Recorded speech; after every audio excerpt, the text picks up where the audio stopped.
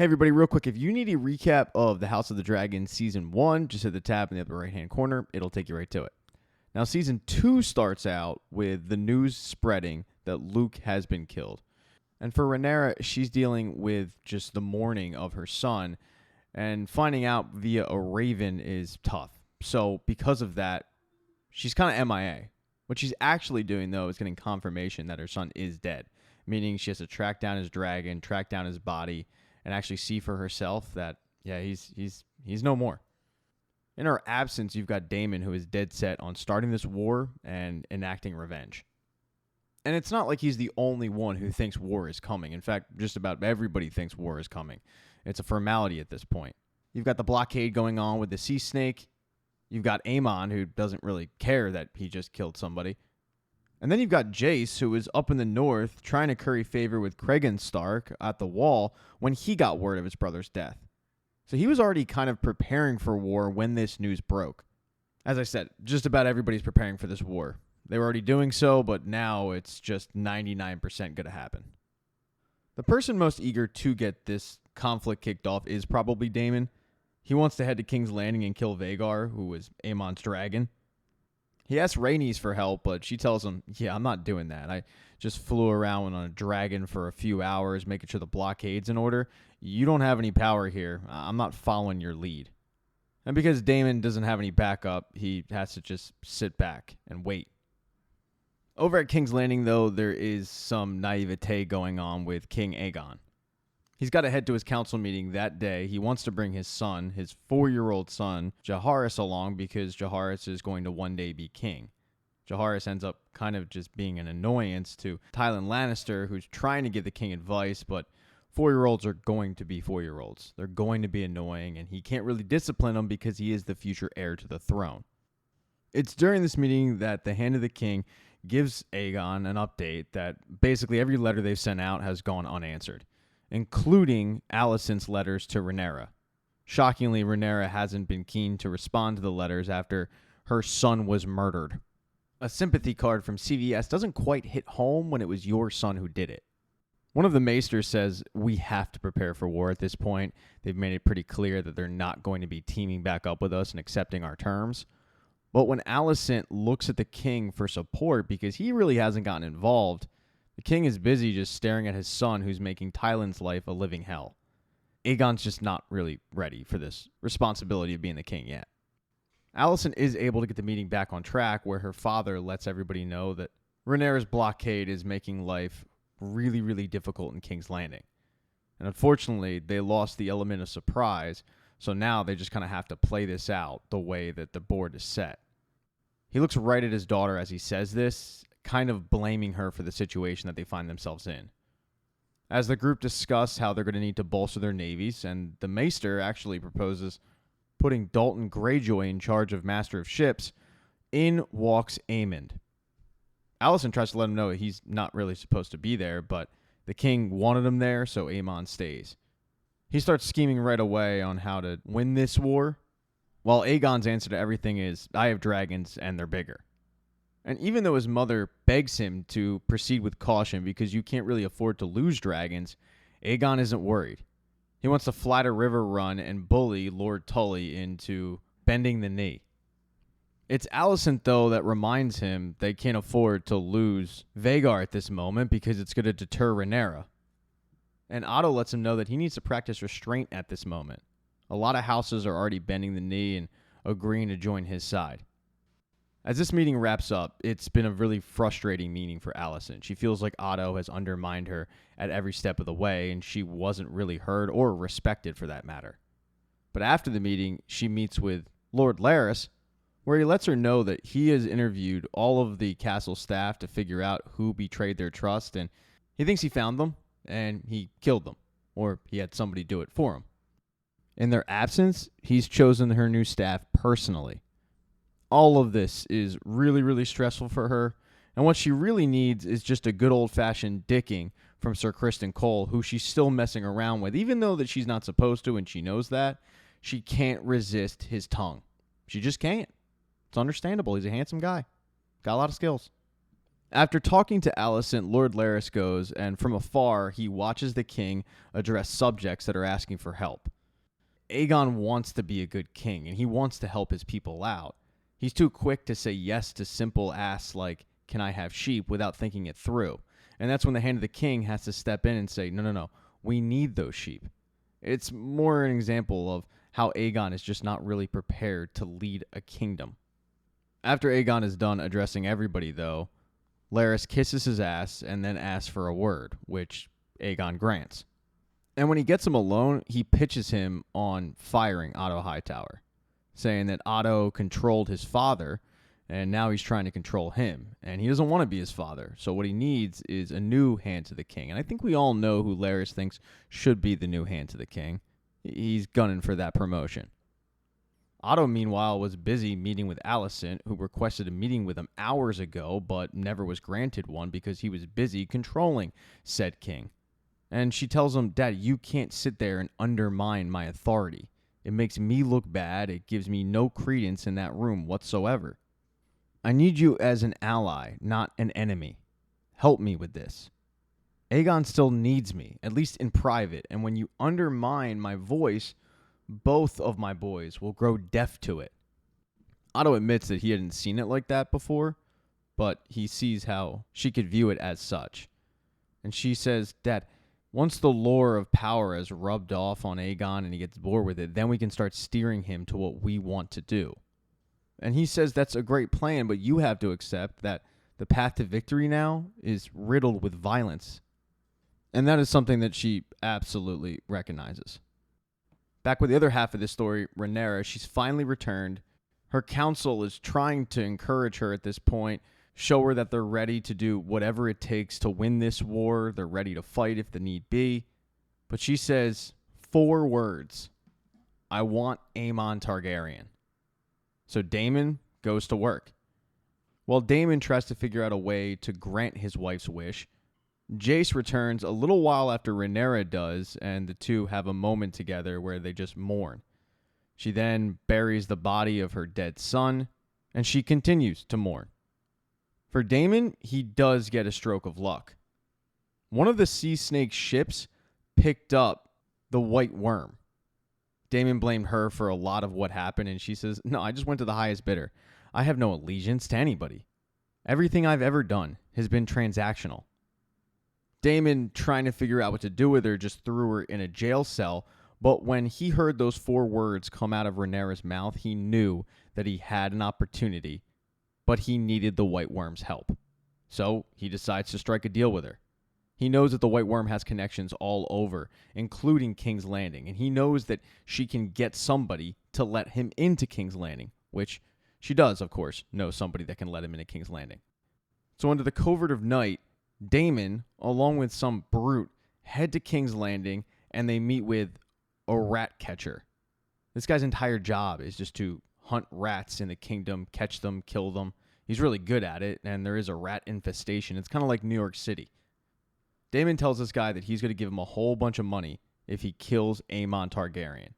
He's going to take this brute, and the two are going to head into the castle using the tunnel system that the rat catcher knows so well. And once they find Aemon, kill him, cut his head off, and return it. And he'll get the other half of his payment. Once the deal is agreed upon, Daemon heads back to where he came from while the rat catcher and the brute head into the castle.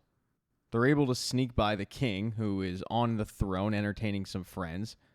And they get to where Aemon's supposed to be, but he's nowhere to be found. Now, the rat catcher did ask, hey, what am I supposed to do if we can't find Aemon? And Daemon's instructions were, a son for a son. So that's exactly what they do. Taking Helaena prisoner, they have her point out exactly which one of Aegon's children is the boy, aka the heir to the throne, and she points directly at Jaehaerys, who will one day be king. And that's when the rat catcher and the brute end up killing a 4-year-old boy and cutting his head off.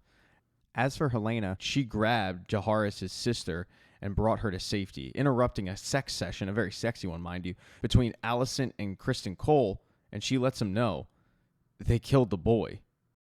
In episode 2, the aftermath of the prince getting beheaded hits the entire castle, but as you can imagine, it hits his parents the hardest. Helena dealing with the fact that she was there. She was held at knife point, and she was forced to point out which one of her children would die. Aegon, meanwhile, responds in a blind rage, vowing to bring down the person who did this, who he's convinced is Rhaenyra. Now, when he convenes with his council, Otto Hightower isn't so sure. He just doesn't believe that Rhaenyra would be capable of killing a child. But to Aegon and to many others, they're convinced there's only one person who could do this, who would have reason to do this, and that's Rhaenyra. Aegon wants to go after Rhaenyra right then and there and start this war, but Otto says no. Just because he doesn't believe that it was Rhaenyra, but also because he thinks that he can use this tragedy to actually gain some supporters. What Otto says they should do is take the little prince's body through the town and let the entire kingdom see what, quote, Rhaenyra Targaryen did to him. It's complete propaganda, and even though Otto doesn't believe that she did do it, he thinks that using it to their advantage is just the smartest move at this point. It could pay dividends in the long run by gaining the support of everybody. Once they see what big bad Rhaenyra did to this little 4-year-old, how could they support her? There is pushback on this, though. Alicent doesn't want to do it, and Helena certainly doesn't want to do it. But they're convinced to do so anyway, whereas Aegon, he's not going to have to show his face because it's too difficult for him. Once again, the Otto Hightower propaganda machine is in full swing. And if you're wondering where the head is, well, they did end up getting it back. The rat catcher got away, but the muscle, the guy who actually cut the head off, he was caught. Lord Larys had his men take him to the dungeons where they can question him and find out exactly who was behind all of this. And the next day, while Alicent and Helena are seen throughout the kingdom, riding on a wagon behind this little boy's body, questioning the murderer is exactly what Lord Larys is doing. And the murderer gives up the information pretty quickly. That Daemon was the one who paid them off, 50 now, 50 later, and he did it with a rat catcher, although he doesn't remember who the rat catcher is. Once Lord Larys has all this information, he lets the king come in and finish this guy off. There's a moment where Aegon and Helena are passing each other, one coming from the funeral service, the other coming from making the killer pay, and they just kind of give each other a look, both dealing with grief in a very different way. But they aren't the only ones who are dealing with grief and guilt. Pretty much everybody is that was in a high position. Like Sir Criston Cole is sitting there saying, if I wasn't breaking my vows and having sex with the queen, maybe I could have saved this little boy. And the queen is saying kind of the same thing. Well, if I wasn't having sex with Sir Criston Cole, maybe that little boy would be alive. And then there's Aemon, who knows exactly who the hit was actually intended for, but he was nowhere to be found. So he certainly feels guilty, and he goes and wallows away in a brothel to a hooker about how he actually does feel guilty of what happened with Luke, but how this is further proof that Daemon is just scared of him. Yeah, everybody in the kingdom is kind of asking themselves what they could have done to prevent this tragedy. The next day, Criston Cole actually takes out most of his aggression on poor Eric. He starts off by questioning where Eric was when the prince was killed, and Eric says, I was guarding Aemon. He wanted to hang out with some friends. But Criston Cole continues to go in on Eric, blaming him for not being there, pointing out that his brother is a traitor. And when Eric pushes back, Criston Cole reminds him who's actually in charge of this by saying, well, you know, I have a way you can redeem yourself. Go kill Rhaenyra. The pressure of being the head of the King's Guard is clearly getting to Criston Cole. He's been in charge for 5 days, and this tragedy has occurred on his watch. On top of it, he's broken some vows. So, unfortunately, the whipping boy in this situation is going to be Eric, and he can't do anything about it. He knows that going off and trying to, quote, kill Rhaenyra is going to be a fool's errand, and he's probably going to die doing so, but he doesn't really have much of a choice. And the way that Criston Cole is wording it shouldn't be that difficult. You got a twin brother over there. Just pretend to be him. Sneak in. Kill the queen. You'll come back. You'll save a lot of lives because this war won't kick off, and you'll be deemed a hero. And while all of that sounds well and good, Eric knows that it's going to be a lot more difficult than that. But he heads off.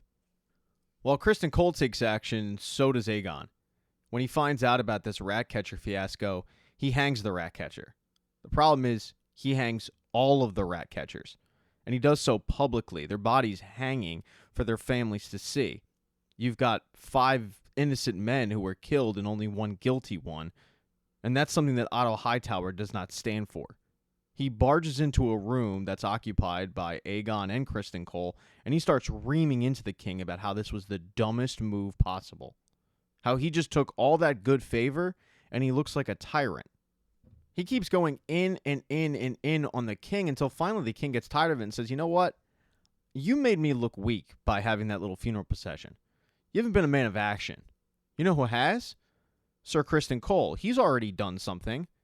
And when he finds out that Criston Cole sent Eric to go kill Rhaenyra, he can't believe the stupidity. But for Aegon, he loves it. He loves the gumption, if you will. And he decides that what Lord Larys said was correct. That Otto Hightower was his father's hand, but he doesn't need to be his hand. And he fires Otto Hightower. But he doesn't promote Lord Larys. Instead, he promotes Sir Criston Cole, who's had the fastest rise you've ever heard of, and now finds himself as the hand to the king. As for Otto, he's embarrassed. He just got fired, he's not on the king's council, and he knows that he can't stay, so he has to go somewhere. He goes to talk to Alicent about it, and he's planning on heading back to Old Town and counseling Darren. But Alicent says, don't do that. Instead, go to Highgarden, talk to the Tyrells, get their support, and in the meantime, I'll talk to my son, and I'll get him back on board with you being hand to the king. Right now, he's emotional. He just lost his son. He's not thinking clearly. When she's done talking to her father, she goes to talk to her son and find out what the hell he just did. But when she walks in on him, he's crying. He's finally mourning the loss of his son. And when she sees this, she can't bring herself to do anything but just walk out the door and walk back to her room, where Sir Criston Cole is waiting. And all that pent-up aggression, she takes out on him. She starts slapping him, but this is just a lot of sexual tension, and the two end up once again hooking up. Because even though every time they say, oh, we can't do this again, they can't resist each other. It's adorable. Now, as for Rhaenyra, when she finds out what happened in Jaehaerys, she is mortified. I mean, she's completely disgusted and can't believe anybody would do such a thing. She, of all people, knows what it feels like to lose a child, but to this, in this manner, she can't even believe it. And she's also disgusted when she finds out that she's being blamed for it, because she can't believe that anyone would think she was capable of doing such a thing. She, of course, wants to put out a statement denying that she had anything to do with it, but her counsel lets her know that it's probably going to fall on deaf ears. They also know that politically, this is horrible for them because they're going to lose a lot of people that were loyal to them just because of the fact that Otto Hightower's propaganda machine is working. Finally, though, she looks over at Daemon, who always has something to say, and realizes that he hasn't said anything on the matter. And that's when it dawns on her that he had something to do with it. She has a private conversation with him where he admits that, yes, he did have something to do with it, but he takes no responsibility for it because he told those people to go after Aemond. And when she grills him on what did you tell them to do if they couldn't find Aemond, he doesn't really have an answer for it. He just continues to pass the buck and take no responsibility for what happened. He just looks at it like it was an unfortunate situation. This kicks off a giant fight between the two. Rhaenyra feeling like Daemon will just do anything he feels like, and part of the reason why is because deep down he still resents her for the fact that she got what he felt like he deserved, the heir to the throne. She flat out tells him, my father couldn't trust you, and honestly, I don't know if I can trust you. To which he screams back, I'm headed to Harrenhal to raise an army behind you. These two get absolutely nowhere on this argument, neither one giving an inch, and the next day when Daemon heads off, Rhaenyra isn't even sure he's headed to Harrenhal. Rhaenyra does get support from Daemon, kind of. It's in the form of his daughter, Baela. Rhaenyra tells Baela to take Moondancer and just keep an eye on King's Landing. She needs to know what their next move is because she figures with them thinking that she was the one who ordered the hit, they're going to come looking for some revenge. She has no idea that the revenge is already on the way. After instructing Baela, Rhaenyra also wants to get the lowdown on exactly how this hit transpired. And she knows that one person she can talk to is Mysaria. With Mysaria in custody, Rhaenyra questions her on what she had to do with this, and she eventually says, I gave Daemon 2 names, but you have to understand, the only reason I did that was because he promised me my freedom. For Rhaenyra, she's not about to honor that. it doesn't really benefit her to free Mysaria. While she doesn't really like Mysaria, she also knows that Mysaria does have some inside information. But then she actually recognizes Mysaria as the woman who Daemon promised years ago that he would marry, and then later took back that offer. Mysaria actually tells a tale about how she worked her way up from nothing, trying to gain respect, eventually gaining a home that she could be proud of, until eventually it was all taken away from her. She assumes by Otto Hightower, but the point is, no matter what she does, some people are always going to view her as a whore. And for Rhaenyra, who just had that argument with Daemon, man, that really, really hits home with her. So after some thought, she decides, you know what, I am going to let Mysaria leave. She tells Eric to take care of it, and a little while later, Mysaria is making her way down to the port to take off. But as she's doing so, she notices that Sir Eric is walking away from the port. And considering she knows that they're twins, she knows something's up. She alerts the guard, and it's unknown whether the guard was able to get word to the kingdom or not, but by the time that Eric is able to get into Rhaenyra's chambers, he's not able to kill her because he's caught by his brother. This kicks off a big fight between the two, where eventually they both die. Initially, Rhaenyra's Eric winning out, but then he just feels so guilty about everything, he falls on the sword and kills himself. Either way, the fact that somebody sent a hit on Rhaenyra, that's guaranteed to start a war.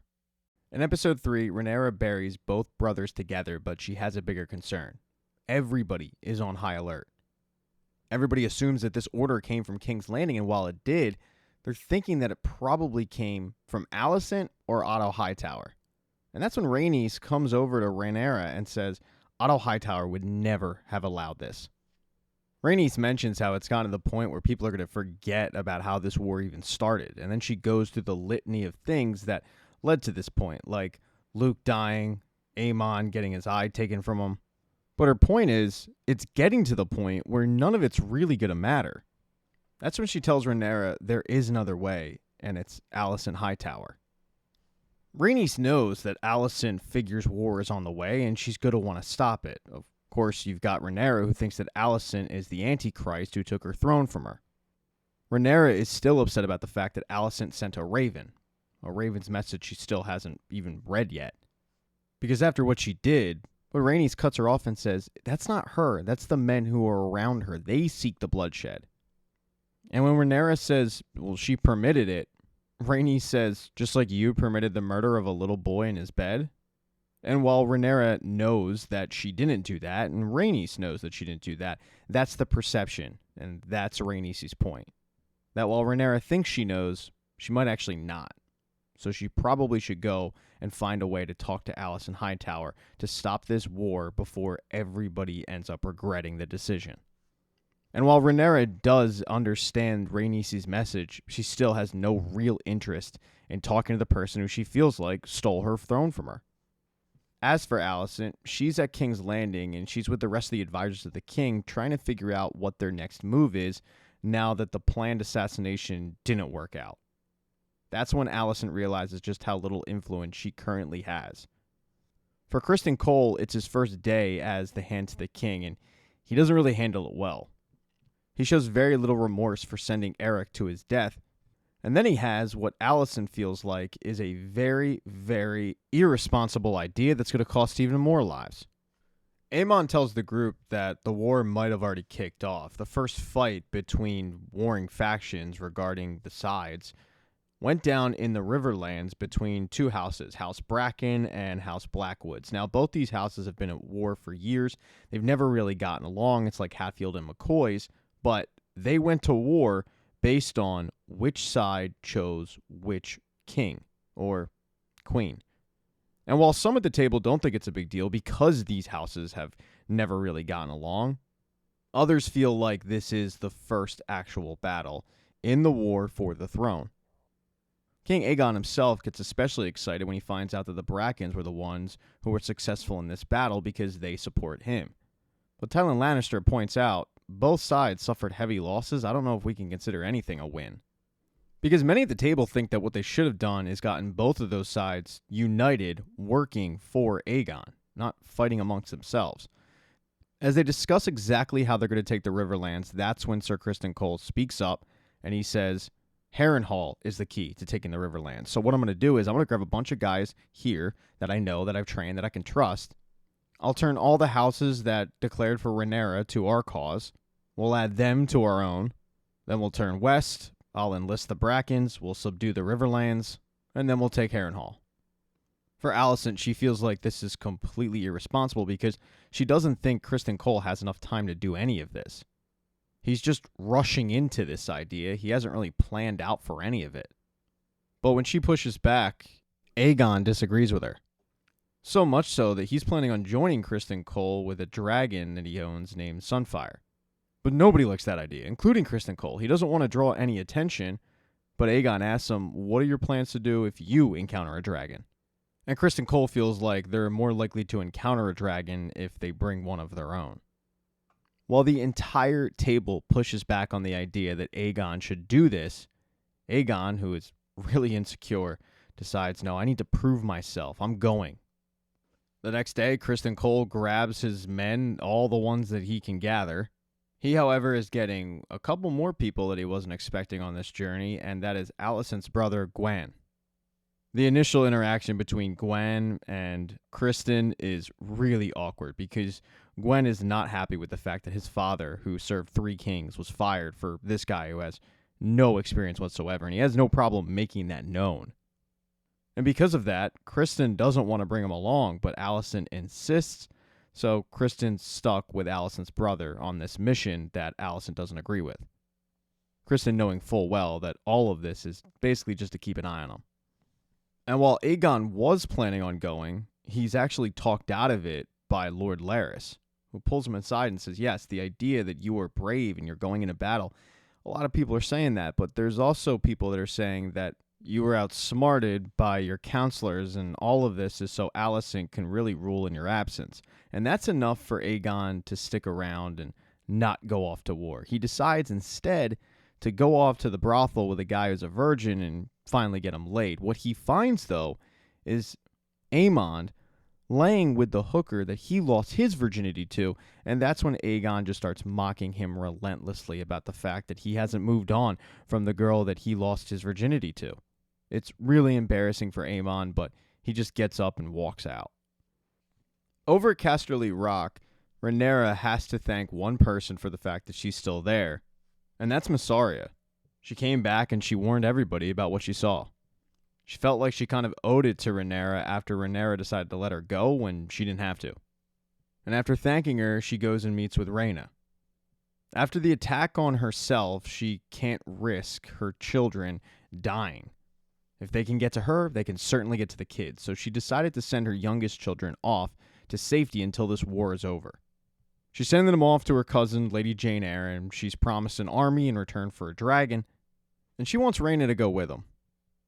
And for Rhaena, she doesn't want to do this. She doesn't want to be a glorified babysitter.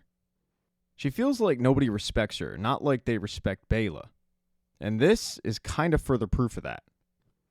After giving Rhaena the bad news, she then goes and meets with her council, because just like with King Aegon and Alicent and that group, she needs to figure out her next move. One of the issues is no one has heard from Daemon. No one knows where Daemon is. No one knows if Daemon's been able to secure Harrenhal. So for the time being, they have to act like he hasn't done anything.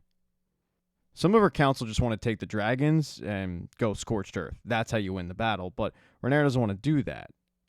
For her, she wants to win this war with armies, not dragons, because you start fighting with dragons and dragons end up dying, and it's a no-win situation for anybody. A couple other members of her council point to the fact that now she's pretty exposed. Daemon's nowhere to be found. Maybe she should just go on hiding and, they'll run things while she's away. But, man, she really hates that idea.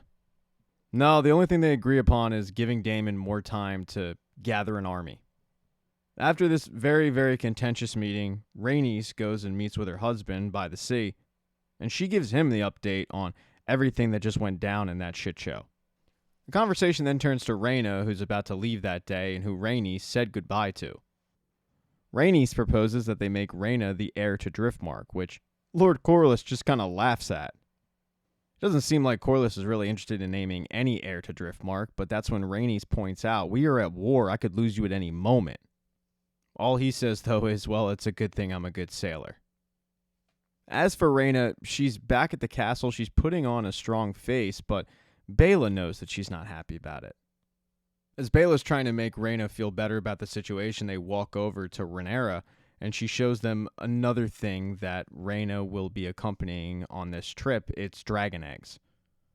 Rhaenyra didn't feel comfortable having, quote, all her eggs in one basket, quite literally and figuratively, so she's spreading them out a little bit. She knew with war on the horizon, she needed to keep the future in mind, and by sending these dragon eggs away, she's doing that. Rhaenyra then says goodbye to her kids, Rhaena says goodbye to her sister, and everybody takes off. And that night, an emotional Rhaenyra finally opens Alicent's letter. The next day, though, she gets really bad news. As Baela was doing her job by just scouting the area for anything that looked abnormal, she came across Sir Criston Cole's group. Right away, she recognized that's Sir Criston Cole. And she had no idea what they were doing, but she knew it wasn't good. Now, with concrete proof that people from King's Landing are marching to gather an army, a lot of Rhaenyra's council is urging her to do something. They urge her because they know that Cole's group is headed to Harrenhal, and if he gathers an army and then he calls a dragon on his own, Daemon, if he's even at Harrenhal, is in danger. But even though they urge her to do something, the thing she does is go and see Mysaria and say, what do you know about Alicent Hightower's movements? Because I need to speak with her. Mysaria, who was able to get Daemon snuck into King's Landing, tells her that the way to get in without being noticed is to dress up like a septa. And the next day, Rhaenyra does just that. She dresses like a septa, she's able to get into King's Landing, and she meets with Alicent as she's praying. Now, Alicent is totally shocked that Rhaenyra is there, and Rhaenyra explains, I'm here because we are the only two people that can stop this war from happening. This, though, starts a petty squabble between the two, where at first they argue about what the other did.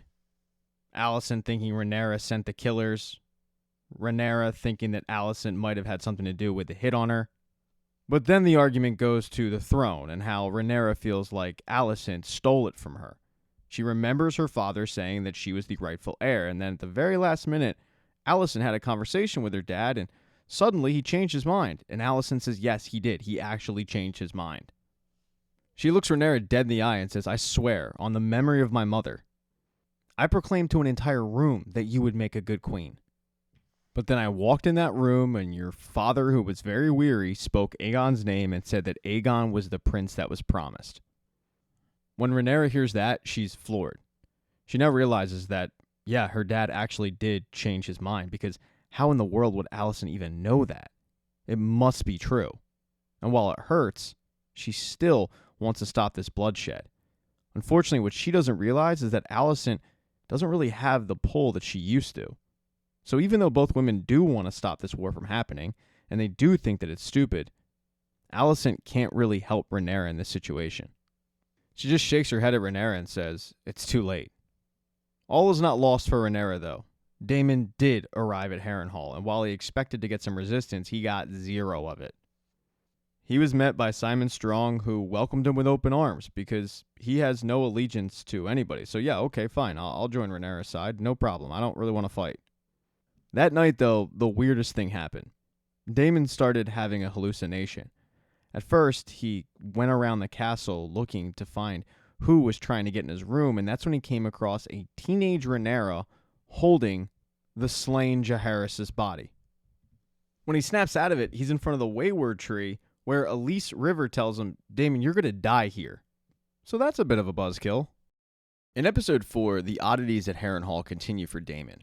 In one particular instance, he dreams that Rhaenyra is on the throne, and he gets so annoyed with the fact that she stole the throne from him that he cuts her head off. When he wakes up, he realizes it is a dream, but his hands are covered in blood. He gets awoken by Sir Symon Strong, who is currently the head of Harrenhal. He's related to Lord Larys, but those two don't get along. It's one of the reasons why Symon Strong decided to just kind of give Harrenhal off to Daemon when he showed up. But Daemon is at Harrenhal because he needs an army. Symon Strong doesn't have one, but he's going to need one sooner than he thought. Symon Strong lets him know that there was a raven that gave them updates on everything that's going down with Criston Cole gaining forces left and right. He's tripled his army in size since he's left King's Landing, and it looks like Harrenhal is the destination. What Simon's concerned with is, even if Daemon can convince the Rivermen to fight for him, they're not going to be ready in time. And Daemon gets a cold reality of that when he meets with the heir to River Run, Oscar Tully. The problem is, Oscar Tully's not speaking for his grandfather. He's got too much respect for him. And Daemon, when he poses the question, will you kill him to take over so we can actually do something? Oscar Tully kind of looks at him like he's nuts and says, no, I'm not doing that. And Daemon says, well, then you're useless to me. Daemon's getting more and more frustrated. He doesn't have an update, and because of that, he hasn't sent any news to Rhaenyra or her council. That night, though, the bad dreams continue. He wakes up in the middle of the night. He can hear somebody outside of his room. He follows that person. And when he catches up to him, he's really surprised because the person looks a lot like Aemond. When he follows it down a corridor, that's when he runs into Alice Rivers. And he can't quite figure her out. She says pretty weird stuff, like she's been there for a long time, but she does let him know that Harrenhal is haunted. It has been haunted. So if he's seeing things, that's kind of to be expected. But it also seems like she knows that he's seeing things. She's also the only person there that isn't intimidated by him. And a prime example of this is when she questions what exactly he's doing there. She's figured out that he must have had a quarrel with his wife because he took the castle and he sent no ravens. And she figures that it probably has something to do with the fact that he's still upset that the girl that he grew up with and bounced on his knee stole the thing that he wanted most, which was a claim to the throne. So she asks, are you here just to stake your own claim? And he's so thrown off by all of this that he doesn't quite know what to say. That's when she hands him this drink that she made and says, drink this, you're going to need it. And when he does, he wakes up at a table with Simon Strong and the head of House Blackwood. He has no idea how he got there. He doesn't even know why the head of House Blackwood is there. And that's when Sir William Blackwood says, I'm here because you requested that I be here.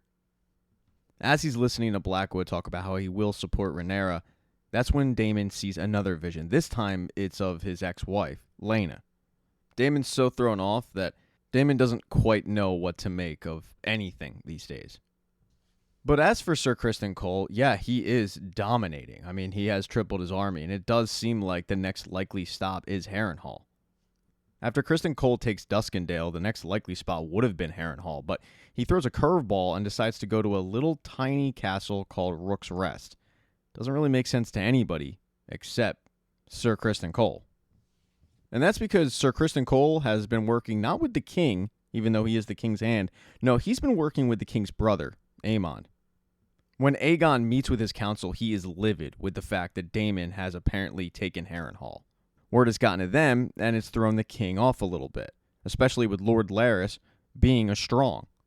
So he starts to blame Lord Larys for it, but Lord Larys isn't really concerned with Harrenhal. He knows what Harrenhal is. It's an empty, haunted castle. There's nothing really there. If Daemon wants it, take it.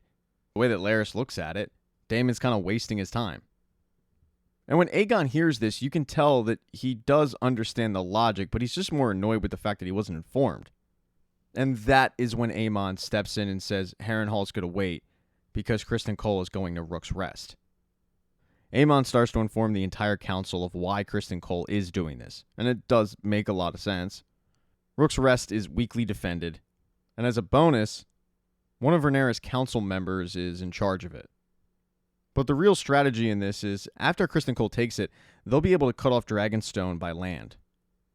Aemond finishes up by telling everybody that this war is not going to be won with dragons alone, it'll be won with dragons flying behind men. And when Aegon hears all of this, he's livid. He wants Criston Cole to turn around, go back, get Harrenhal. But Aemond lets him know it's too late. And when Aegon hears that Criston Cole was sending word to Aemond and not himself, the king, he gets super upset. And that's when Aemond, remembering how his brother showed up at the brothel and embarrassed him, gets a little payback. He starts speaking High Valyrian, knowing full well that his brother doesn't speak it quite well. And while the conversation between the two isn't all that important, it's just another embarrassing moment for the king in front of his council. It makes him look powerless. Aegon is forced to kind of sit back and listen to his brother tell the entire group once again why Criston Cole leaving Harrenhal and going after Rook's Rest makes a lot of sense. And yeah, while it makes a lot of strategic sense, it leaves the king very, very annoyed. One person who's noticeably absent from the council meeting, though, is Alicent. She's still reeling from her meeting with Rhaenyra and what Rhaenyra said. Really, the only thing she's done that day is take that Westeros birth control, because at this point she's not really happy with Criston Cole, and I don't think she wants to have his baby very much. Lord Larys decides to pop in after the council meeting and check on Alicent. He gives her an update on how the meeting went, but what he's really done is come and check in on the relationship between her and Criston Cole. Doesn't take a real genius to figure out that, yeah, she's not really happy with him. But then Lord Larys notices that Alicent's been reading the history books, which he finds surprising. He knew that Viserys did it a lot, but Alicent's been doing it ever since the meeting with Rhaenyra. He finds it super weird that she's doing that, and he starts poking around for any hint, any clue that she could give him. One of the things he asks her is, "Do you doubt his intentions now?" And she thinks about it and says the significance of Viserys' intentions died with him. It's not going to matter. This war is going to be fought, and whoever wins is going to ascend to the throne. Later on in the day, Alicent gets another meeting, but this time it is from her son, the king. He is livid. He starts whining to his mother about how nobody cares what he actually thinks, even though he's the king. And while normally she would kind of coddle her son in this moment, be understanding to his feelings and whatnot, she's just kind of over it. She looks at him and says, "Do you think just wearing that crown makes you smart? Those men at your table, they've earned those seats. I really thought that you would try to learn from those guys and be maybe half the king that your father was." Aegon is so taken aback by this that he actually looks at his mother and says, "Tread carefully," but she calls his bluff and says, "Or what? You gonna hang me like you did the rat catchers? You gonna banish me like you did your hand? No, you forget. I actually ruled while your father was sick for years. So I think you should be humbly seeking our opinions." An exasperated Aegon looks at his mother and says, "What would you have me do?" And she is very blunt. "Do what is required of you, which is nothing." And for an emotional Aegon, that's the worst thing he could have heard. Now, Aegon isn't about to sit back and look weak for his council. He's going to do something. What Aegon does is he decides, I'm going to go join the fight at Rook's Rest. After all, my brother did say it was an easy target. The thing is, he doesn't tell anybody about that. He just decides to do it on his own, but hey, that's, I guess, one of the perks of being the king. Now, over with Team Rhaenyra, they're also going to have a council meeting, but before they do, Rhaenys goes down to the docks and she meets an interesting fella named Alan of Hull. The thing about Alan is he saved Lord Corlys' life. And Rhaenys thinks that he probably should be celebrated for this. But he hasn't been. He's just a captain on the ship. And that's when Rhaenys notices he looks a lot like Lord Corlys. She doesn't need to be Maury Povich to know that Alan of Hull is the bastard son of her husband. And when she questions her husband as to why he hasn't, at the very least, promoted Alan, and instead he's hiding him away here, Corlys gets a little bit defensive and changes the subject and asks his wife, "What are you doing here?" She lets him know that Baela has requested her to show up at the council meeting because without Rhaenyra anywhere in sight, she hasn't returned yet from her meeting with Alicent. Baela needs a little bit of help. She needs a veteran leader. And the absence of Rhaenyra is a little puzzling for her council. They don't know where she went. She kind of just disappeared. The council's been rudderless, and Rhaenys has stepped up to lead it. And when she gets a little bit of pushback for this, that's when her husband shows up to defend his wife. He, along with Rhaenys, question the entire council as to what they can be doing currently, without Rhaenyra there, to help the effort and win this war. Because currently, all they're really doing is complaining. They all kind of have a kumbaya moment. They remind each other that they're all fighting for the same thing here. But for the moment, they're going to have to wait for Rhaenyra to show up. When she eventually does, a couple days later, the first thing Jace does is question his mother on where the hell she was. And she's honest. She says, "I went to go meet with Alicent Hightower because I was trying to put an end to all of this." She then gets an update on everything that's been going on since her absence and how Cole has really built his army up. But then she's shocked, like many people, when she hears that Cole is marching on Rook's Rest. Her council starts pushing her to send a dragon. End this. And unfortunately, with the situation being what it is, she knows that they're kind of right. She decides, okay, fine, if we're sending a dragon, I'll go. But then Rhaenys steps in and goes, no, I will go. Because Rhaenys has really been flying this don't use dragons flag far longer than Rhaenyra. She's pushed Rhaenyra not to use dragons. So if they're going to do it, she wants to be the sacrificial lamb, if you will. Also, she is expendable and she knows that. The queen's not expendable. So while Rhaenyra initially said, I'll go, it'll be Rhaenys who takes her dragon and tries to put a stop to Criston Cole's army. With it decided that Rhaenys will take up to the skies, Rhaenyra pulls her son aside and lets him know about Aegon the Conqueror's dream, the Song of Ice and Fire, the whole bit. As Rhaenyra is explaining this to her son, she's completely unaware that she is sending Rhaenys to her death. Because what Rhaenyra, what Rhaenys, what Jace, what the rest of the council don't know is that they're playing right into Aemon and Criston Cole's hands. The March on Rook's Rest isn't just to get an easy target. The March on Rook's Rest is to lure that dragon out. This is exactly what Criston Cole and Aemon want. They're going to bide their time with this little Rook's Rest castle, but at the end of it, they want to be fighting in the sky. So when Rhaenys shows up with her dragon, many people start panicking. But Criston Cole says, no, just use the signal I told you about. And that's because in the middle of the woods lies Aemon, waiting patiently to fly up in the sky and meet Rhaenys. And that's exactly what happens. Now, Rhaenys is able to take out a lot of Criston Cole's army. But just as Aemon is about to fly up and meet Rhaenys in the sky, they get an unwelcome visitor. It's the king. By God, king! That's Aegon's music! Yep, he flies in. Because he suddenly wants to be Tommy Toughnuts, and he finds out real quick that he's not built for that lifestyle.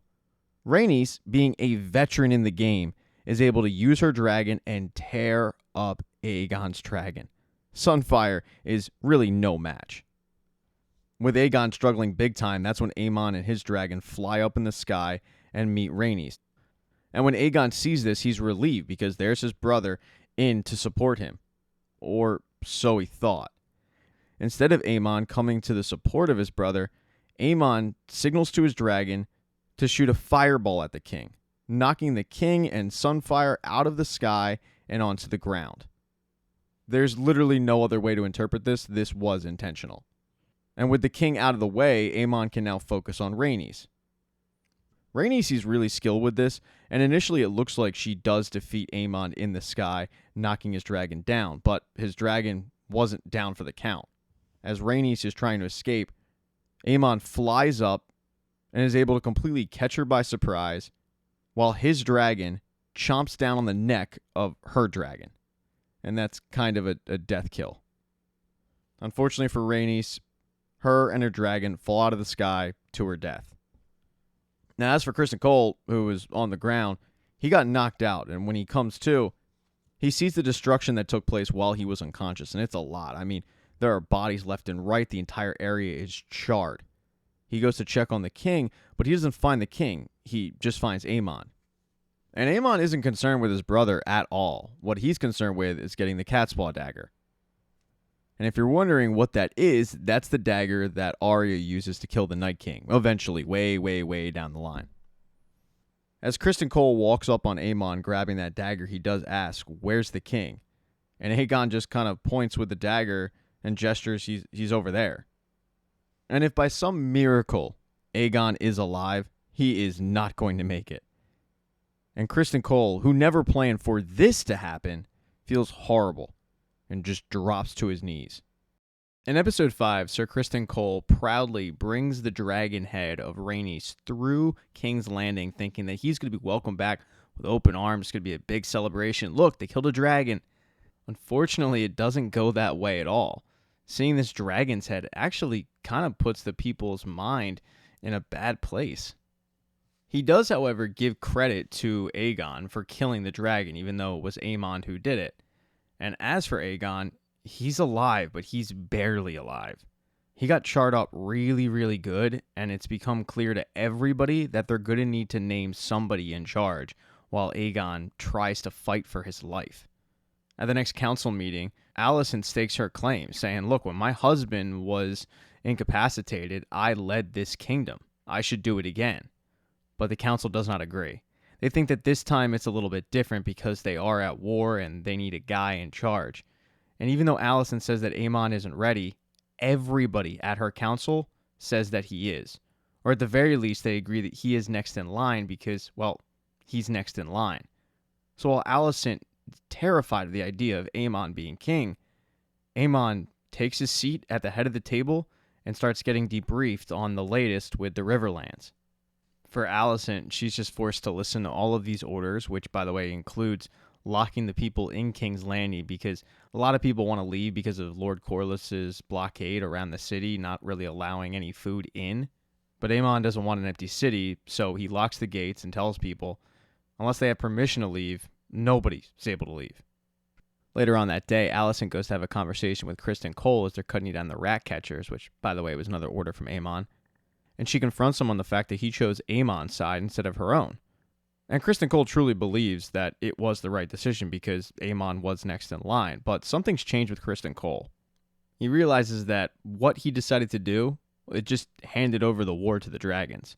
He also feels like he spared Alicent from making tough decisions, but as she tells him, I didn't ask you to spare me. Now over with Rhaenyra, the death of Rhaenys sends a shockwave through her council. Lord Corlys is nowhere to be found. He's grieving. The council knows they just lost their most powerful dragon. And to be quite honest, there is a lot of infighting going on her council because there's panic with her council. It's clear that there are some, like Lord Alfred on her council, who just don't really think she's built for this. And while he won't come right out and say it, it's clear by his actions and the way he talks. He has no faith in her. As Rhaenyra sits down and starts to bark out orders, her council kind of ignores her, and they start talking around her, not really at her, not really counseling her. And it's something that Rhaenyra immediately recognizes. She's being left out of this conversation even though she's at the head of the table. And they aren't the only ones who are ignoring Rhaenyra or just leaving her out of the conversation completely. Her own son is doing it. He's going to go talk with the Freys on his mother's behalf because the Freys leave a direct path where they wouldn't need Daemon and his army. Later on that day, when Rhaenyra meets with Mysaria, she's unaware of what her son is doing. And she starts to vent to Mysaria about how she is being ignored. With Rhaenyra losing Rhaenys, it's kind of propped Mysaria up a little bit in power. She's become a confidant to the queen. Rhaenyra's big problem is she wants to be involved in this war because, after all, it's about her. But one of the big issues is her father didn't prepare her to fight. If she was born a boy, he would have put a sword in her hand as soon as she came out of the womb, but instead, she wasn't. She feels like her own council looks at her as weak, especially every time they bring up Daemon's name, like they need him. When she admits that she doesn't know her part, Mysaria tells her that Criston Cole made a grave mistake with that dragon's head, parading it around like it was a prize, because what it really did was backfire on him, and the people think it's a bad omen. People are afraid, bread is scarce, the king has fallen. And the whispers that go around King's Landing is the fact that when Viserys was alive, there was peace, and now there's not. Rhaenyra casts that aside because, after all, it's just whispers. But Mysaria says, don't just cast aside the thought of your subjects. There's a lot of people in there that support you. Mysaria then reminds her that there's other ways to fight a war. And that's something that Rhaenyra hadn't even thought of, the power of the people. So with her blessing, she sends a servant back into King's Landing to kind of churn up that rumor mill a bit. After talking to Mysaria, Rhaenyra meets with Baela.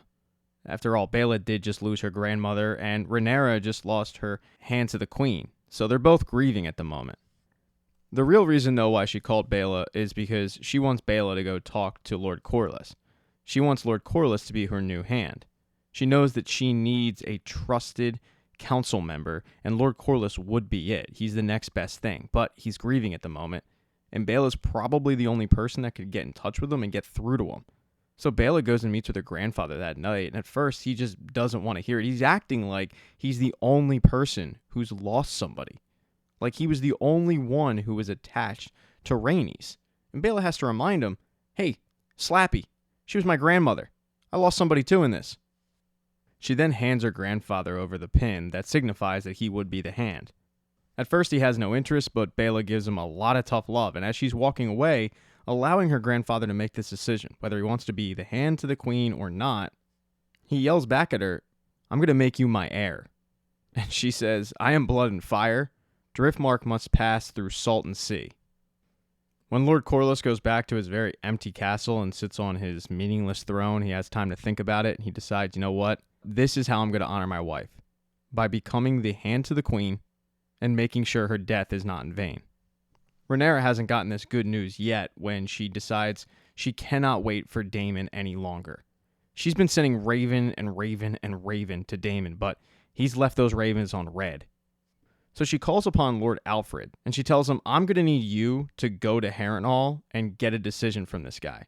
Find out what's going on, find out what's going on in his head, find out if he's actually creating an army for me or if he's creating an army for himself.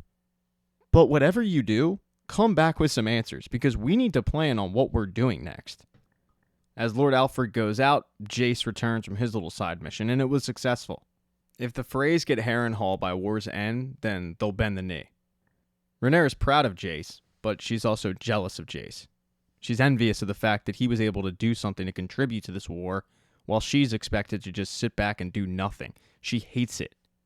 And Jace tries to remind her, "You are the queen. I mean, you're the thing that binds us all together. We can't risk losing you." And they get into a little back and forth about this, but the real issue is they are outnumbered at this point. They lost their biggest dragon, and Rhaenyra is a dragon rider who's not able to ride a dragon because her council won't allow it.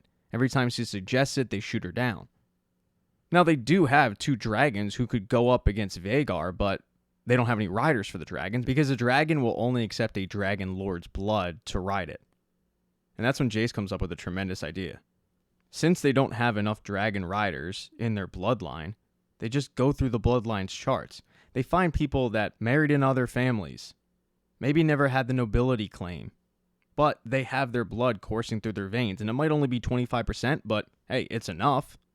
And sure, not everybody's going to be able to ride dragons, but if they can find 1, 2, 3, 4 people, that'll tip the scales of the war in their favor. So now all they have to do is go through the bloodlines and find those people. As for the big question of what's going on with Daemon and Harrenhal, well, those dreams are getting worse and worse. In the latest one, he has sex with his mother. He doesn't know it's his mother. It's awkward, it's hot, it's steamy, and then it's gross. But he's not just having problems sleeping. He's having problems creating an army. The Riverlands are completely different than anywhere he's ever been. They don't respect dragon riders. They don't care about him. And he gets a first-hand experience in this when he approaches the Bracken on his dragon and he says, "The terms are simple. You either renounce the false king as a usurper and join our side, or we're just going to burn your entire house down." And Lord Bracken is willing to die. He calls Daemon's bluff. He turns around and he walks away. And Daemon doesn't do a thing about it. He brought Lord Blackwood with him on this mission, and Blackwood thinks that Daemon should have stuck to his guns and just burned them all alive. But Daemon says, no, I actually want people like that. People that would rather die than switch sides. Yeah, I need those people. Since his methods didn't work, he sends Blackwood to go reason with the Brackens, persuade them to join sides. And that's not going to be easy because they've been feuding for generations. When Daemon returns to Harrenhal that day, he does have faith that Blackwood will get the Brackens to join sides, and because of that, he wants to get the house in order. That's when he gets the unfortunate news that Harrenhal has no money. The castle needs to get fixed up, and when Simon Strong suggests that maybe Daemon, being emissary to the queen, could just write to her and ask for money, he shoots that down and says no right away. He's in charge of Harrenhal, he'll figure it out. As Daemon is leaving dinner that night, Simon Strong says, "Very well, Your Grace." But Daemon stops and turns around and says, "You should address me as your king." And Simon corrects him and says, "But you're the prince." To which Daemon asks him, "What would you call the husband to the queen?" "Well, the king, consort." And Daemon thinks about it and says, "There's really no need for the second part of that." So that's kind of an idea of where Daemon's mind is at. The next day, Daemon starts to fix up Harrenhal for the arrival of the Brackens and the Blackwoods, but he has an interesting conversation again with Alys Rivers. As she starts trying to heal his hands up because they were split open while he was cutting firewood, she says, "I hear strange things from Brackenland, Stone Edge, Lambswood, and Moray." And Daemon gets excited and said, "So there's news?" She says, "No." What I hear in the wind. It's cries of anguish. Children being taken from their mothers, men coming home to find their doors unlatched, their wives carried away. Daemon tells her that the Brackens had their chance to come along with his side, and maybe if they think that their children's lives are at risk, they'll think twice about their decision. And Alis fights back on this, questioning if that's really the army he wants, men who hate him and fight for him only under duress. And this sparks a back and forth conversation to which neither are going to agree to the other person's side. When Alis gets up to leave, Daemon doesn't allow her to, and he says Aegon is unlikely to survive. And that means the realm is going to suffer if Aemon rules. Just hope that you never have to encounter him. He'll cut you down. And Alis cuts him off and says, well, I heard the same thing about you, but I'm not going to cross anymore. I'm sure all your tactics are approved by the queen. And Daemon turns to her and says, she cannot succeed. Even if I willed it to be so, the people who support her will not be led by her. They look to a man for strength, and who's better suited than me? When I take King's Landing, Rhaenyra is welcome to join me there. She can take her place by my side, king and queen ruling together. The conversation gets interrupted when Simon Strong walks in and said that he got news from Stonehenge and the Blackwoods have overwhelmed the Brackens. Because of it, Lord Amos has pledged his banner to Daemon. House Bracken is officially Daemon's, and that's great news. At least, so it seemed. Turns out everything that Alis Rivers was hearing was right. In the middle of the night, the River Lords come calling a Harrenhal, and they want a word with Daemon. They don't like the way that William Blackwood handled himself in getting the Brackens in line. They understand punishing the Brackens, but the Blackwoods went after innocent people here, women and children. One of them speaks up and says, they were speaking for you. I mean, these beasts proudly carried the banner for House Targaryen, red dragon on black. And that's when Daemon is visited by his dead wife, who tells him that there's been a terrible war that's been visited on these lands. She then asks if Daemon's been looking after their girls, but then she disappears and Daemon's back in the conversation. Hearing the River Lords just tear him down, saying that they're not surprised. After all, this is a guy who ordered the death of a child in his mother's arms. The final blow is when one of them steps forward and says, know this, interloper, the Riverlands are an ancient place. Watched closely by the eyes of old gods and new. And dragon or no dragon, we're not raising our banners for a tyrant. So Daemon might have the Brackens, but he lost everybody else. In episode 6, Rhaenyra decides to enact Jace's plan, and she calls on Sir Steffon Darklyn. She feels like he's got enough blood in him where he could possibly be a dragon rider. And she tries to convince him on hopping on this dragon. It's not easy. He doesn't initially want to do it, but he's loyal to Rhaenyra. What she's saying does make sense, and if he does it, he's a legend. So everybody escorts Sir Steffon to the dragon pits as Rhaenyra and Jace look on to see if their master plan is going to work out. It seems to be going well. The dragon even nods his head down. But once Sir Steffon gets a little too cocky with it, thinking that, hey, I got this thing in the bag, this dragon, Sea Smoke, is becoming mine, that's when Sea Smoke decides to play the Uno reverse card and he lights everybody on fire. Well, at least 3 people that were closest. Rhaenyra, Jace, and anybody else flee, and Sea Smoke does the same thing. He gets out of there. So not only did Rhaenyra's plan go up in smoke, literally, she also just lost her dragon. As she's trying to get back to her room, she's kind of being yelled at by a member of her council, saying how idiotic that move was, how they just lost Sir Steffon, who was a valiant knight. And finally, she just turns around, slaps the shit out of him, and says, you know what, this is my fault. I allowed you to stop fearing me. It's not like Rhaenyra doesn't feel bad about the fact that this plan did fail, and on top of it, she's not liking her chances currently because she can't figure out how to win this war. When she gets back to her room, Mysaria comes over and makes her feel a lot better about the situation, saying, hey, what you just did, that was worth it. But in that moment, Rhaenyra's like, nah, it wasn't, because while there are other candidates, who's going to want to volunteer after they hear what just happened to Sir Steffon? Probably not a lot. That's when Mysaria decides to switch up the topic and let her know that their little plan over in King's Landing is slowly working.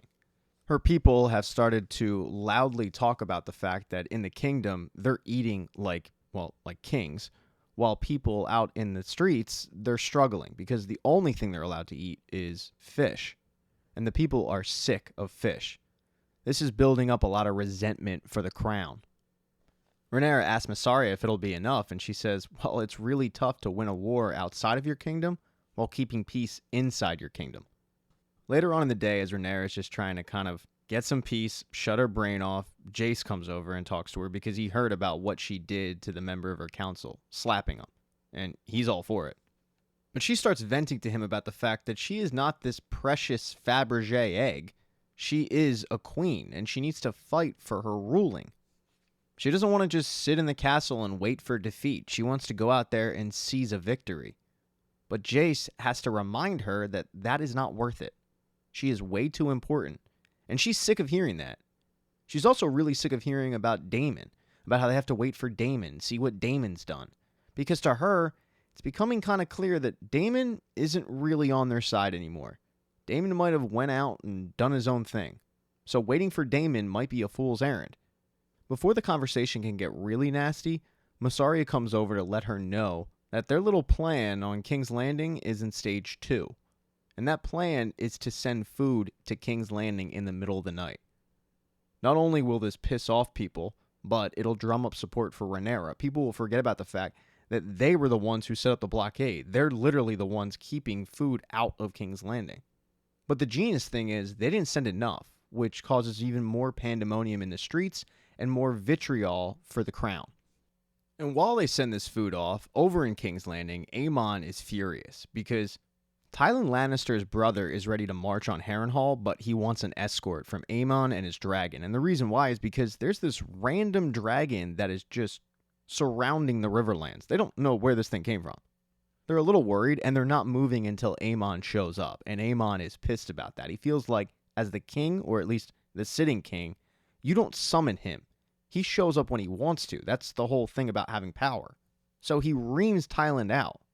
He also demands that the council break the blockade, and he wants them to use the Triarchy, which Alicent tells him that's not a good idea. Your father knew that. That's just dumb. They can't be trusted. But Aemon, he's not here to listen. He's here to give orders. And once the meeting is adjourned, he pulls Alicent aside and he fires her. He basically asks her, what is your role on this council exactly? And when her answer is, I've been doing it for a while, he says, yeah, your time is done. You served the crown well, but I think it's time that you're off the council. Alicent realizes that there's no getting through to Aemon. He's power hungry, and if she thought that Aegon was bad, Aemon's a lot worse and a lot more hard-headed. Later on that day, Aemon meets with Lord Larys, and Lord Larys lets him know that people in the city are not happy with the lack of food. And Aemon can't understand why people are even mad at him. He didn't force the blockade, but Lord Larys says that's not really the point. They're looking at you to make this right. Lord Larys then takes his opportunity to pitch himself as hand to the king. Now, he doesn't come right out and say, I should be your hand, but he makes mention of the fact that Aemon has yet to name a hand. And Aemon totally swerves this guy. He tells Lord Larys, yeah, sure, that's a great idea. Call up Otto Hightower. His loyalty to his family has never once been questioned. You know that hurts Larys deep. They then, however, get some really surprising news. Aegon is awake. It wasn't looking good there for a while, but Aegon continues to fight, so Aemon decides to pay him a visit, and he lets him know what's up. He clears out the entire room, and he instills his power on his brother. He asks his brother, what do you remember? And Aegon says, nothing. The whole time, Aemon is pushing his body into Aegon's wounds. It's obvious that Aegon remembers everything, but he also knows that he's in a fragile state and he's in danger at the moment. Aemon, having all this power, he's not going to want to relinquish it. So Aegon is going to tell him whatever he wants to hear until he's healed up. Luckily for Aemon, he's helped out when the Maester comes back into the room and interrupts this interaction between brothers. It forces Aemon to just leave, instructing the Maester to make sure his brother is comfortable. After Aemon leaves, Alicent decides to go visit Aegon, and she's just by his bedside, just kind of being there, when the Maester shows up and she asks him, have you heard from my father? And they haven't heard from Otto Hightower since he left. That's concerning for Alicent. She doesn't want to have that relationship with her father. So later on, she goes and talks to her brother. And her brother says, Alicent, our father's resourceful. He's fine, and he'll send news when there is news to send. With nothing else really to do, she goes and grabs Aegon's wife and says, let's go light some candles for the king. But man, they picked a bad time to do so, because that morning, Rhaenyra's food arrived. It caused pandemonium in the streets, just as planned. And as her and Helaena are leaving the church, they are accosted by people in the streets. One dude even throws a fish at Alicent, hitting her right in the face. She's now a fish face. But the people are seriously angry. And as Alicent and Helaena get in their carriage and they're hiding for safety, they can hear outside the people yelling, "Long live Queen Rhaenyra." While that was going on outside of the castle, inside the castle, Lord Larys was doing his best to Littlefinger his way to power. He went to the king's bedside and he gave him a cold dose of reality. Bro, you're never going to be the same again. People are going to pity you just like they pity me. All you have left is your mind. And you'll use it to your advantage because people will look down on you. They won't think that you're capable of anything. So, use that. But just know, your life's in danger now because of your brother. And Aegon, knowing all of this is true, is crying, but he does ask Larys for his help. Word, however, of Myssaria's little plan has gotten back to Mysaria, and she gives an update to Rhaenyra on how it went. She gives Rhaenyra the update, but Rhaenyra's only response is, "I don't think I can win this war. I mean, even my own son doesn't have faith in my capabilities." She confides in Mysaria that she fears that she's lost Daemon. On top of it, she doesn't have the dragons to compete with Vhagar, and she has no real army. With Rhaenyra continuing to beat herself up, Mysaria tells her a story about how her father raped her. After that, she'd said that she'd never trust anyone in the world again, but she trusts Rhaenyra because she feels like she's best suited to be queen. Because of the fact that Rhaenyra has treated Mysaria like an equal, she'll always have Myssaria's loyalty. She then walks over and gives Rhaenyra a hug, but that hug leads to kissing. We have lesbianic action. They're kissing, it's getting down, and then it gets interrupted by some guy. He walks in, it gets a little awkward for the two of them, but he lets him know that Sea Smoke was sighted, but he was sighted with a rider, and they don't know who that rider is. So Rhaenyra takes off on a dragon to find out who's commanding Sea Smoke. And the person who might be commanding Sea Smoke is Addam of Hull. Addam is related to Alan. Alan actually got asked by Lord Corlys to be his first in command on the next ship, but Alan didn't really have any interest in it. He knows who his father is, and he goes so far as to shave his head from being white, so he doesn't want any handouts. But Alan was nowhere near Addam when they were attacked by a dragon, and that dragon got real close to Addam. We don't know what happens, but it didn't seem like Addam died. And then finally, over at Harrenhal. Folks, this is going to blow your mind. The nightmares are continuing. And it's getting to the point where Daemon is pissed off about it. He actually attacks Sir Simon Strong and says, "Stop doing this."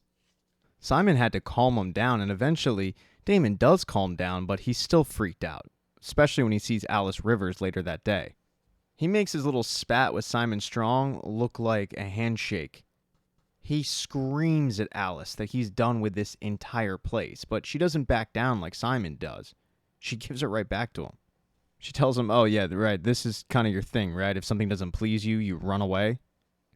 They then somehow get into a conversation about how Rhaenyra didn't even want the crown, with Alice pointing out maybe that's why his brother gave her the crown, because she wasn't bloodthirsty for it. She reminds him that Viserys never wanted it himself. It came to him, he did his best. Because of the fact that Alice shoots him straight, he asks for counsel on how to deal with the Riverlords. Her advice is that House Tully isn't the biggest house in the Riverlands. It's not even the richest, but it's the most stable. And the Tully's wisdom has kept the river houses in line for centuries. And even though the current Tully in charge is really no use, Oscar Tully, who's the next in line, well, those river houses aren't raising their banner as one unless he says so. Daemon asks her for help, and she says, "Do nothing now, but in 3 days' time, the winds will shift." While Daemon waits, he has yet another nightmare. Although this time, it's with his brother, and his brother is mourning the loss of his wife. But unlike reality, Daemon was actually there for Viserys in this moment. It's a little bit of growth for Daemon. And maybe he's rewarded for it, because when he snaps out of it, Simon Strong lets him know that Grover Tully is dead. Oscar Tully is now in charge. And Daemon, remembering what Alice said, asks Simon Strong, how exactly did Grover Tully die? And Simon says, well, he was old, obviously. Alice Rivers tried to apply her skills, but there was just simply nothing more to be done. Once Simon Strong leaves, though, Damon breaks down, sobbing.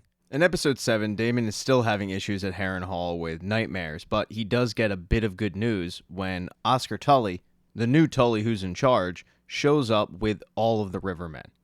And let's be clear, Oscar Tully does not like Damon. He hasn't forgotten the way that Damon treated him the last time he was in Damon's presence, which Damon chalks up to the fact that he wasn't useful last time he was in his presence.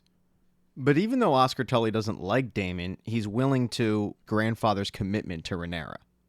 And for Damon, he thinks, great, okay, it's all settled. I've got the Rivermen and their army behind me. Let's do this thing. But Oscar Tully says, not so fast. Just because I'm giving you my support doesn't mean they will. Let's not forget, I'm young. There's really no reason for them to follow me. Oh, and by the way, they all hate you. So we're going to have to convince these guys to follow you. That's something Damon wasn't exactly planning on. He was told that the Tully house kind of runs things in the Riverlands, but okay, fine. He'll go out there, he'll play the game. He starts out by addressing the group saying that let's just put everything that we had happen behind us. Let's usher in a new dawn, a new beginning. And then Oscar Tully says, yeah, I'm with Damon. That's what my grandfather would have wanted, and I'm too young to argue about it. But the other Rivermen do push back because, as Oscar Tully correctly predicted, they don't like Damon. And Oscar handles himself very, very well. He does this by punishing Lord Blackwood for his atrocities. All of the Rivermen despise what Blackwood did, and Blackwood continues to say, I did what was necessary, and I did it for Damon. It's one of the reasons why they don't want to follow Damon. They feel like Damon supports this kind of behavior. So when Blackwood bends the knee to Oscar Tully, it would be understandable if this little teenage boy just said, okay, I've got somebody on my side, but he doesn't. He commands the guards to take him into custody, and Lord Blackwood looks right at Damon and says, come on, man, have them release me. I did this for you. Oscar then says that if Damon wants the armies, he will be the one to be the executioner of Lord Blackwood. And even though Damon doesn't want to, because he kind of has this mafia-like loyalty, he knows that he needs that army, which means he lifts up his sword and he cuts Blackwood's head off. But the nightmares aren't done. Although there are a lot less nightmares this time. The next one involves his brother, again, Viserys, although this time Viserys is close to being on his deathbed. He's looking frail, skin falling off, and he's talking to Daemon about how he never wanted the crown. And he knows that Daemon always wanted the crown. But then he looks at Daemon and says, do you still want it? And that's a question that Daemon's been battling with since he's gotten to Harrenhal. If Daemon were to take the crown for himself, he would be betraying his wife, Rhaenyra, who is busy trying to figure out exactly who just rode her dragon. She's able to track down the dragon rider, and it is, in fact, Adam of Hall. And she doesn't know Adam.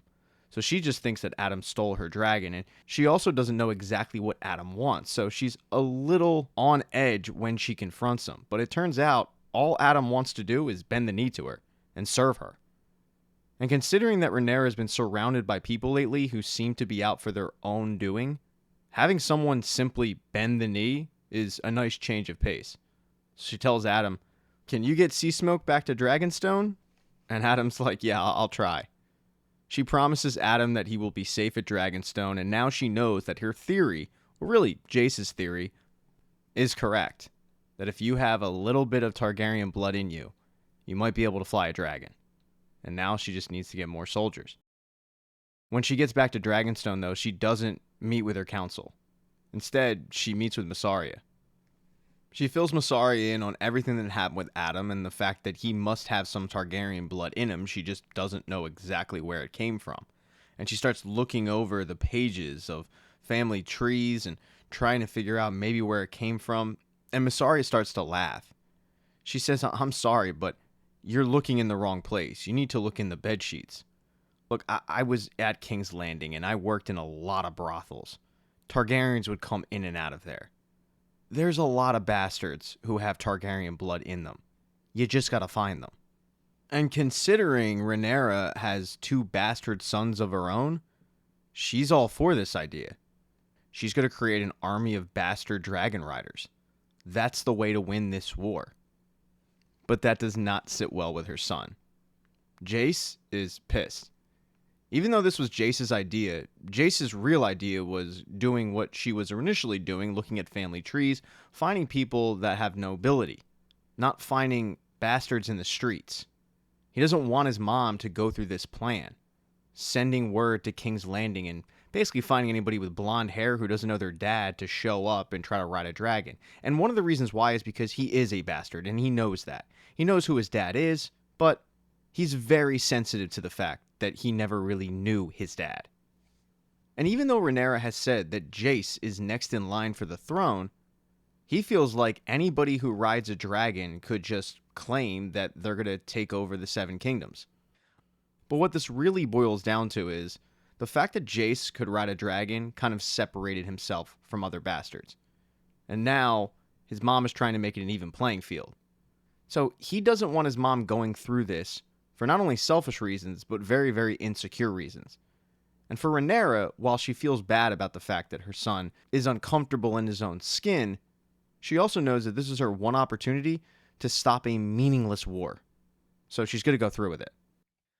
But Jace isn't the only one who's pissed. Most of her council can't believe this theory. When they get word that Seasmoke had a rider and he's at Dragonstone, they're pissed. They don't trust it. And they start to blame Lord Corlys when they find out that it's one of Corlys's deckhands. And Corlys has a pretty good idea of who it might be. He knows that it might be one of his sons. He is a little surprised, though, when he walks the room and he sees Adam and not Alan. But as he looks at his bastard son, who has made something of himself, with no help, he's impressed. And he tells him, good work. But those two words mean a lot more than just good work. Corlys then leaves Adam in the castle and he goes and meets with his brother Alan. Alan will be the one who is in charge of hiring fishermen and sailors to get to King's Landing and bring those bastards back, under the cover of night. But then he informs Alan on the fact that his brother is riding a dragon, and he doesn't come right out and say it, but he does kind of put a feeler out there to Alan on whether or not he would want to try to ride a dragon like his brother, and Alan's not interested. He's also not surprised, though, that Adam would want to try something like that. While Alan's always been dedicated to the sea, Adam's always wanted something more. That night, Alan meets with Mysaria, and Mysaria hands him the note that's going to go to her boots-on-the-ground person in King's Landing. Her name's Alinda, and she gets right to work, spreading the word around King's Landing that if you're a bastard, Princess Rhaenyra wants you to come to Dragonstone and try to ride a dragon. And considering the fact that Alinda already has spurned on so much hatred for the current regime, half the work is already done for her. I mean, people are lining up. If they didn't know their dad, they're ready to leave King's Landing and go to Dragonstone. And the next morning, when the ships leave, they've got probably about 30 people. All of them thinking that they have Targaryen blood in them. All of them thinking that they could ride a dragon. Amazingly, though, Alinda's hard work has been missed by the crown. Aemon was too busy punishing those in the Kingsguard that he was blaming for the riots that took place when Rhaenyra's food showed up at the shores. As Lord Larys and Lord Jasper are watching this, Jasper turns to Lord Larys and tells him that he's heard Seasmoke has a rider. He doesn't know who it is, but this is big news. He feels like it might be an opportunity for Lord Larys to get in the good graces of Aemon if he were to give him this information. But Lord Larys says, you know what? You can do that if you want, but I think this is one rumor that's best left just kind of in the wind. After he watches Aemon bring these knights to quote-unquote justice and garner no fans whatsoever, he goes to check on the real king, Aegon. And Aegon's on their men, but it's not going well. He, along with the maester, have to help Aegon back to bed, and that's when Larys tells him that his progress has been impressive, but he's gotta work harder. He then pulls the maester aside and tells him to keep pushing Aegon to get better quicker, because he is just not a fan of the Aemon tenure. As for Aegon's other supporter, his mother, well, Alicent doesn't really know her place anymore after getting fired from the council. She decides to go on a little bit of a soul-searching mission. She grabs one of her knights and she just goes camping by herself, trying to find her purpose. And as she's kind of floating in a river with her eyes closed, she seems to have gotten that purpose, although we don't know what it is. And as Alicent was trying to figure out what her role in all of this will be, Rhaenyra's parade of bastards show up at Dragonstone. Unfortunately, she's not going to have the help of the dragon handlers. Yeah, the dragon handlers join a long list of people that do not like Rhaenyra's plan of putting random people on dragons. They're insulted by it, actually, and they walk out. Rhaenyra, though, undeterred, gives the Herb Brooks speech for dragon riders. She starts talking about how she's sick and tired of the Russians, how their time is over. This is our time. Okay, I'm taking some artistic liberties, but she does give a hell of a speech, and then she parades everybody to the same spot where she watched a dragon murder a knight not too long ago. Now, you'd think she'd learn from this mistake and kind of have people one by one come up, but no. She calls the dragon up, and then she says, all right, who wants to go first? And one guy steps forward and says, yeah, okay, I'll go first. And it doesn't go well. Yeah, the dragon starts lighting everybody on fire. People start running. People start falling into the dragon pit. But Rhaenyra doesn't stop it. Because after seeing what happened with Adam, she knows that this will work. It's just a matter of the dragon finding his rider. And when it's all said and done, Rhaenyra doesn't find just one dragon rider, she finds two. One guy's name is Ulf. He's a goofball. He hung out in King's Landing. He always claimed to be a Targaryen. He didn't actually know if he was, though, because he was a bastard. He was just looking for the exit, and then he stumbled into a dragon, and that dragon didn't kill him. The other dragon rider is a guy named Hugh. He, just like Ulf, was a bastard, and he's been going through a really, really tough time in King's Landing. He recently lost his daughter due to starvation, so he was a mixed ball of emotion, and he tamed the biggest dragon. Now, with two new dragon riders, Rhaenyra has her army of dragons, and she starts to train Ulf and Hugh. It was quite a surprise to Aemond, Jasper, and Larys as they were sitting at the council table discussing the newest news when they overheard people in the streets yelling that there was a dragon. Initially, Jasper looks at Larys because they think it's Sea Smoke and his new rider, but it's not. It's Ulf. And when Aemond sees this, he's filled with rage. He runs out, he hops on Vhagar, and he starts chasing Ulf down back to Dragonstone. But then, in the distance, Aemond sees what's waiting for him. It's Rhaenyra and her army of dragons, and he has no choice but to pull back before they tear him a new one. And in the season finale, after Aemond failed to take out Rhaenyra and her dragons, he was embarrassed. So he took out his anger on a very small town called Sharp Point.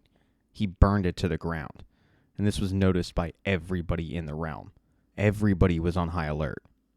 When Lord Larys found out, he went to Aegon and said, we got to get you out of here now.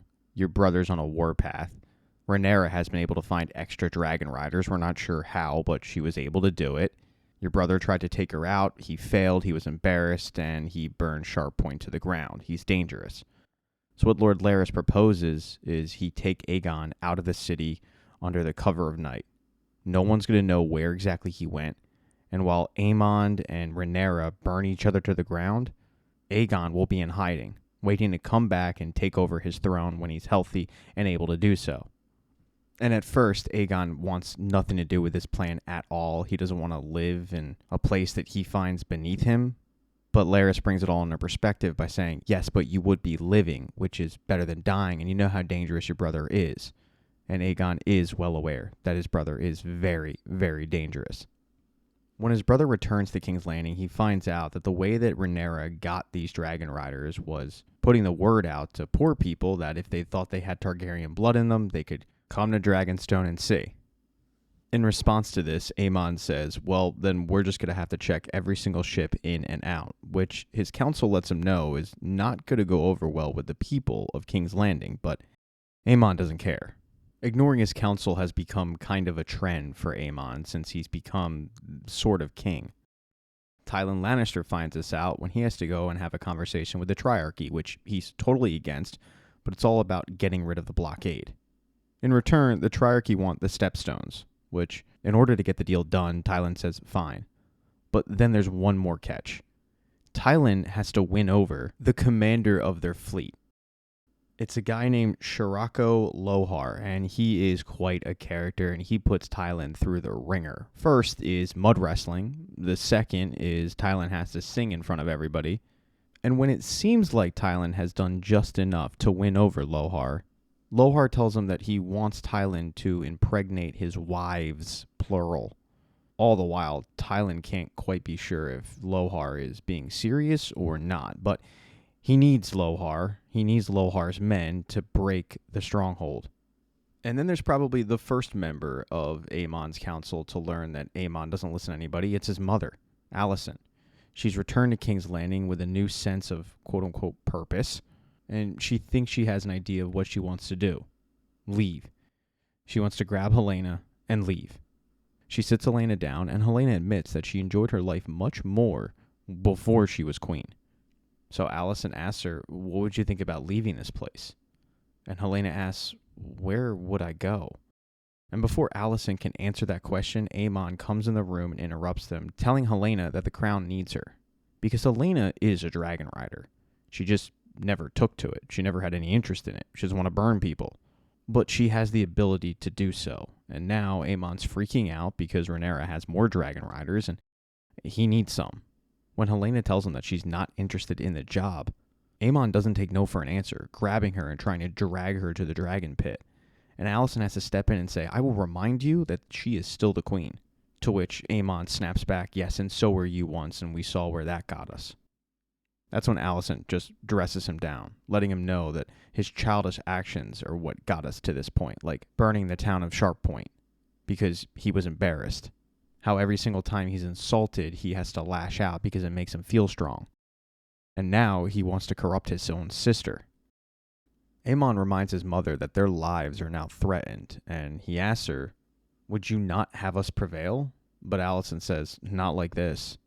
And Aemon, realizing that he's not going to win this argument, just walks out, planning on picking up the conversation with Helaena later that day. But after this conversation with her son, after what her son did, Alicent knows that she needs to take some kind of action. So she goes to the maester and she says, I need to get out of town and I need you to be quiet about it. Meanwhile, later that night, Aemon does have that conversation with Helaena. He tries to convince her to come along with him to Harrenhal, burn the army that Daemon has, and let the enemies see their strength.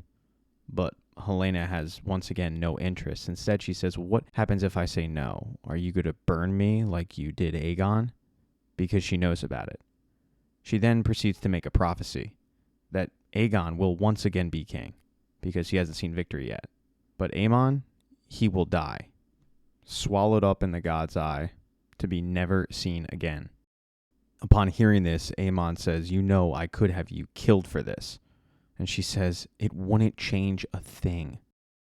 Yeah, for the first time in a long time, Aemon is legitimately scared. He's got Rhaenyra's new dragon riders to worry about, and now he's got his sister's prophecy.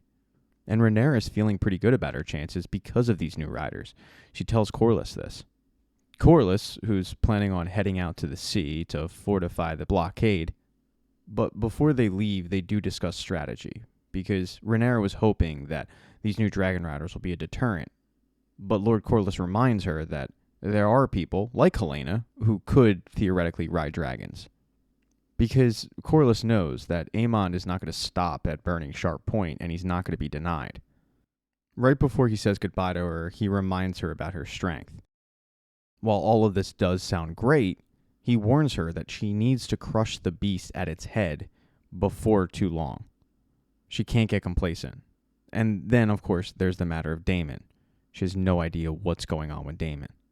She sent Sir Alfred a while ago to check in on him, but she hasn't heard anything since. Once Rhaenyra does leave, Corlys gets ready to go out to sea, but he needs to talk to his first mate, Alan. Alan really hasn't taken to the job as much as Corlys would have initially thought, so he gives him some tips, but still, Alan's a little quick with him. Corlys can't figure out why Alan isn't appreciative, and that's when Alan just loses it. He unleashes all of that pain that's been bottling up inside of him as the bastard son of Corlys. He talks to Corlys like only one other person in Corlys' life has ever talked to him, and that's his wife. And even though Corlys orders him to stop and move on, Alan doesn't. He just lays into Corlys. He didn't want Corlys' advice, but Rhaenyra did. After heeding Corlys' advice, Rhaenyra meets with her new dragon riders that night, and she gives a toast to them. Everybody's being respectful. They're on their best behavior, except Ulf. He's being a jackass. He's already annoyed the hell out of Jace and just about everybody else, but Rhaenyra needs him. She explains to the table that while she was hoping that the new Dragon Riders would be a deterrent, after heeding Corlys's advice, she knows that he's right. They have to strike while they have the advantage. They're planning on flying in 3 days' time and taking out the strongholds, Old Town and Lannisport. As she's done delivering the news, she finally gets word from Harrenhal, but it's not from Sir Alfred. It's not even from Daemon. It's from Sir Simon Strong. Sir Alfred did arrive, but Simon Strong overheard a conversation that he thought was a little alarming. Alfred told Daemon that while he would never, ever bend the knee to Aemond or Aegon, he didn't really have a lot of faith in Rhaenyra. And if Daemon were to make a move for the throne, he would back him. With Daemon having this large army, and now you've got people from Rhaenyra's own council conspiring against her, Simon wanted to tip her off that, hey, you might want to stop on by. And that's exactly what Rhaenyra does. She gets on her dragon first thing in the morning, and she flies to Harrenhal to find out exactly what is going on. And Simon meets her at the gate.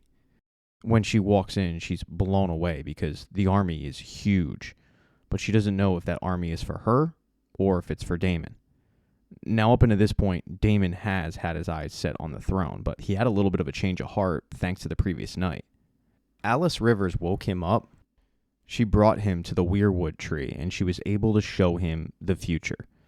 When Daemon touched the tree, he saw everything that would happen in Game of Thrones.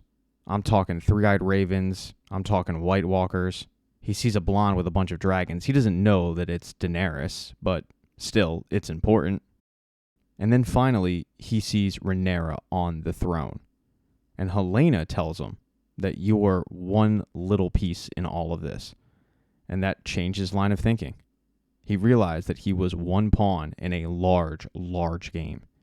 So when Rhaenyra shows up at Harrenhal, he doesn't argue with her. He doesn't fight with her. He bends the knee. He tells her that all these men are going to fight for her, and that he is there to make sure that she takes the throne. It's a big relief for Rhaenyra. It looks like Rhaenyra now finally has everything at her disposal to end this war. She's just got one problem.